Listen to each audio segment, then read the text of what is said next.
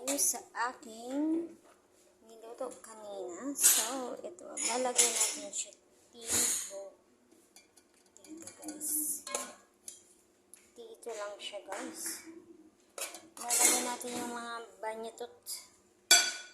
Ganun lang siya kabanyo, ha? Ganun.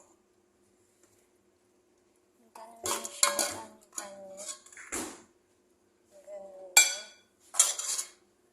Ganun lang kasimpleng banyo ko. Hindi siya masyadong maarte. Gusto ko lang yung simple na banya. Simple banya. Kasi magbabanya ako. Visual ko yung banyo ko.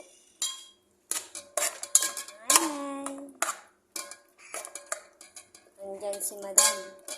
Kaya magbanyasin niya ako.